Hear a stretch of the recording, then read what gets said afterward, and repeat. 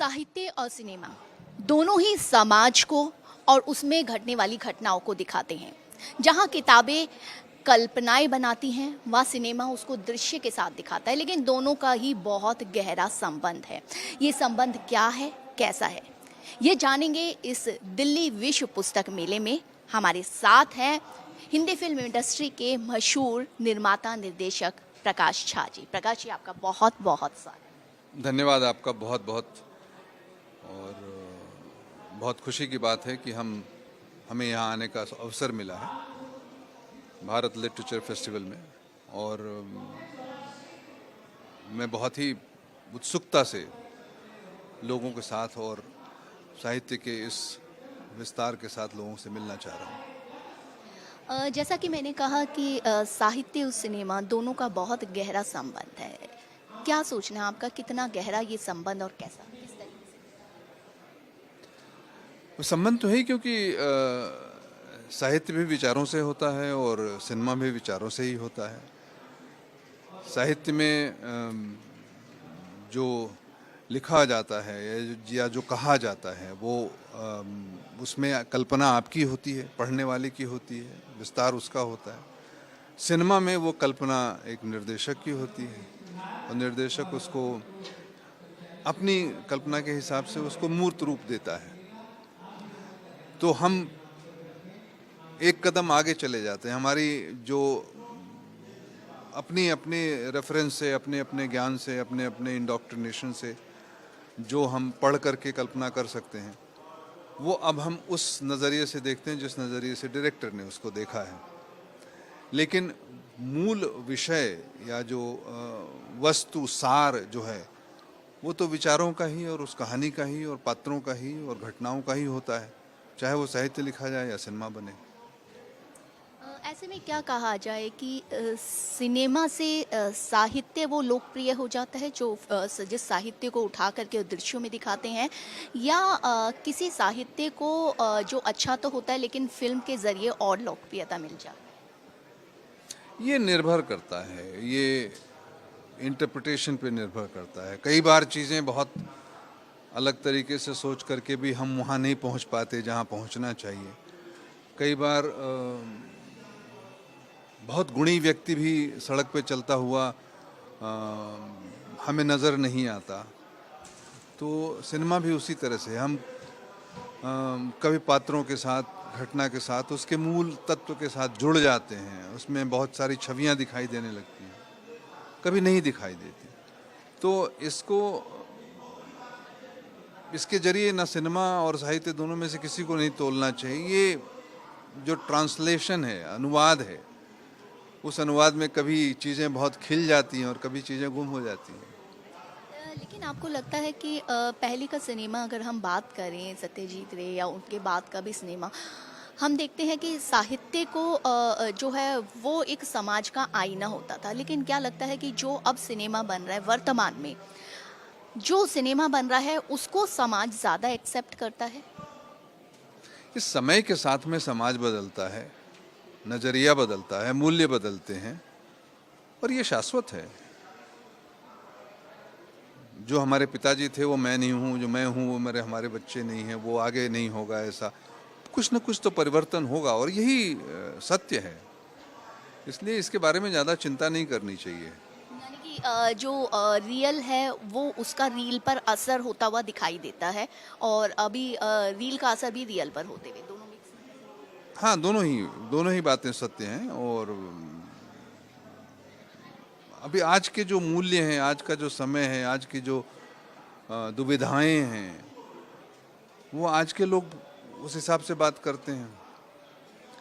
अभी आज से 20 साल पहले देश में जब बजट आता था तो आम आदमी बजट के बारे में उतनी चिंता नहीं करता था, उतनी चर्चा नहीं होती थी। आज हर एक आदमी उसको लेकर के चर्चा करता है, चिंतित करता है, क्योंकि वो हम सबके लिए महत्वपूर्ण हो गया है। और उसी तरह से बहुत सारी चीज़ें हैं। आप साहित्य ले लें, आप खेल ले लें, आप धर्म ले लें, आप एक मनोरंजन के साधन ले लें, आप सोचने का तरीका ले लें। वो सब समय समय से बदलता है और बदलना भी चाहिए। लेकिन जब ग्लोबल वैल्यूज़ बदलती हैं तो कुछ अच्छी चीज़ भी होती है, लेकिन बहुत सारी अब देखते हैं वर्तमान में कुछ ऐसे होते हैं कि कल्चर पर इफेक्ट पड़ता है। तो ऐसे में क्या सिनेमा का दायित्व ये बनता है कि समाज को वो आईना दिखाए कि वो अपने कल्चर और संस्कृति से भी जुड़ा रहे, अच्छी चीज़ों को एक्सेप्ट। देखिए, मैं हमेशा अच्छी कहानी कहने के पक्ष में हूँ। कहानी अच्छी हो, मूल्य तो आपके अपने होते हैं। हम अक्सर जज करने लगते हैं। मैं समझता हूँ ये गलत है। आप किस तरह से सजती हैं, संवरती हैं, किस तरह से बात करती हैं, मैं कौन होता हूँ उस पर जज करने वाला। मेरा ऐसा मानना है। लेकिन बहुत सारे लोग जज करते हैं। आप खुद अपने आप को जज करती हैं। तो ये अलग अलग पर्सपेक्टिव है, अलग अलग नज़रिया है। एक अच्छे सामंजस्य रखने वाले समाज में अगर हम एक दूसरे को जज ना करें हमेशा, तो शांति बनी रहती है। क्योंकि हम दिल्ली विश्व पुस्तक मेले में हैं, एक किताबों का सैलाब है यहाँ पर। आप कितने किताबों से अटैच रहते हैं? आपकी फिल्मों को देखते हैं, बेहतरीन होती हैं, समाज का पूरा आईना दिखाती है, तो कितना हेल्प करती है साहित्य, लिटरेचर आपकी या किताबें आपकी? सभी तरह की मदद मिलती है। साहित्य से भी मिलती है, जो हो रहा है, घट रहा है, उससे भी मदद मिलती है। जो मैं लोगों से सुनता रहता हूँ, उससे भी मदद मिलती है। जो विश्लेषण मेरा दिमाग करता रहता है हर वक्त समय का, वो उससे भी मदद मिलती है। और हम तो बस यही हैं, पढ़ते रहते हैं। जितना पढ़ते हैं उतना समझते रहते हैं कि लोग किस तरह से सोच रहे हैं। तो ये बहुत महत्वपूर्ण है। साहित्य का सही मान होना चाहिए। तो ऐसे में आपको लगता है कि जब डिजिटली हम आगे बढ़ रहे हैं, लगातार बहुत तेज़ी से आगे बढ़ रहे हैं, ऐसे में जो किताबों का स्थान है, अब कहाँ है और अभी कितना होना चाहिए? कितना इस तरीके के जो बुक फेयर होते हैं, वो कितने ज़रूरी ऐसे में हो जाए? देखिए, ये तो विकास की बात है कि मतलब हमें चाहे डिजिटल हो जाए, चाहे कोई और नया तरह का फॉर्म आ जाए, कहा तो वही जाएगा जो विचार होगा, जो सोचा जाएगा, जो होना चाहिए, जो बात है वो। ये फॉर्म अलग अलग। मुझे पुस्तक बहुत अच्छी, मैं हमेशा कोई अगर किसी किताब की चर्चा सुन तो मैं किंडल नहीं लेता हूँ। मैं हार्ड बैक, हाथ में किताब आए, उसकी गंध जो प्रिंटिंग की रहती है वो मिलती रहे जब मैं पढूं उसको। और वो जो स्पर्श है, हाँ, कागज़ के ऊपर जो स्पर्श है वो हमेशा मिलता रहे, तो वो एक फील अलग होता है। वो एक कहें तो एक एनिमेट रूप में हमारा हिस्सा है। ये मेरा अपना मानना है। बट बहुत सारे लोग डिजिटली किताब पढ़ लेते हैं, वो भी सही है।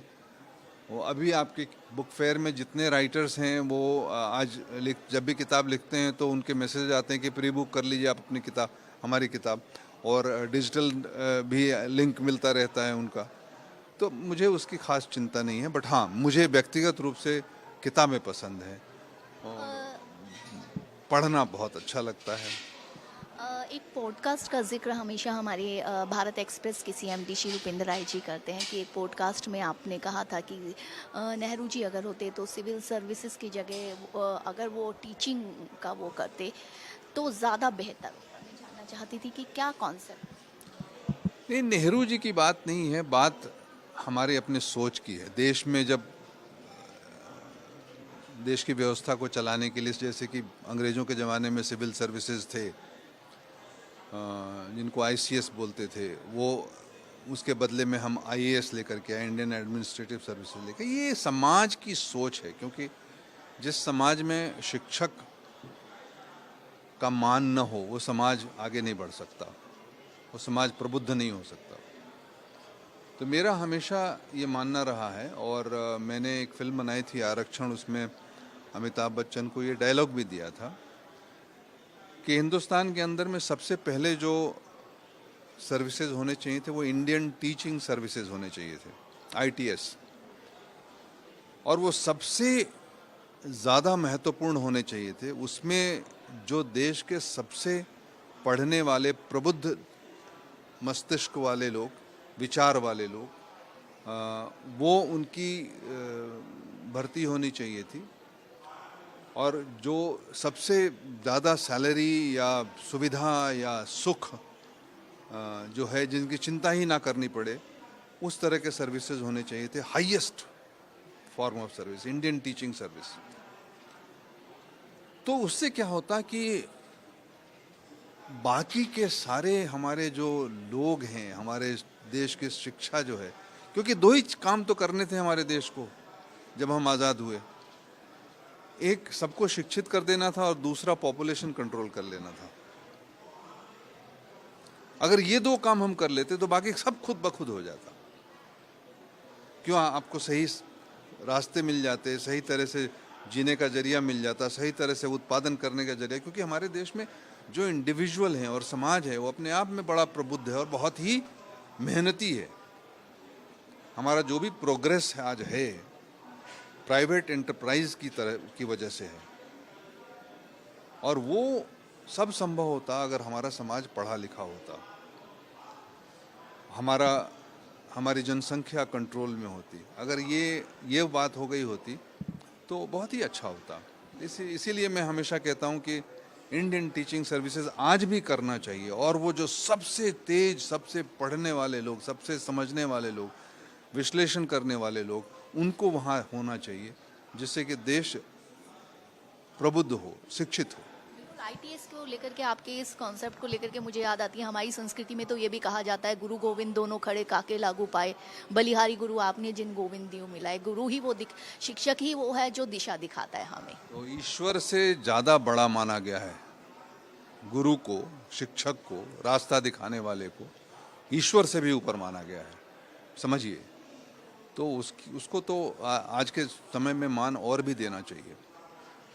मैं चाहूँगी कि पुस्तकों के लिए के इस मेले में हम आए हैं, तो हमारे दर्शकों को इस डिजिटल युग में आप क्या संदेश देना चाहेंगे कि किस तरीके से इन किताबों से जुड़े रहें?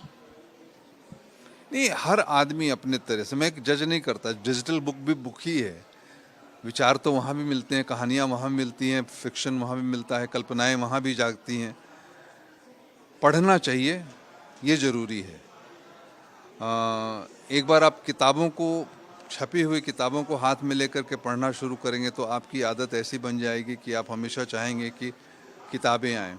लेकिन सुविधा जिसकी जैसी हो, ये ज़रूरी है कि हम लोग, जो पढ़ने की आदत हमारी ख़त्म हो गई है, वो वापस शुरू होनी चाहिए और पढ़ना होना चाहिए। आजकल के बच्चे पढ़ते नहीं, वो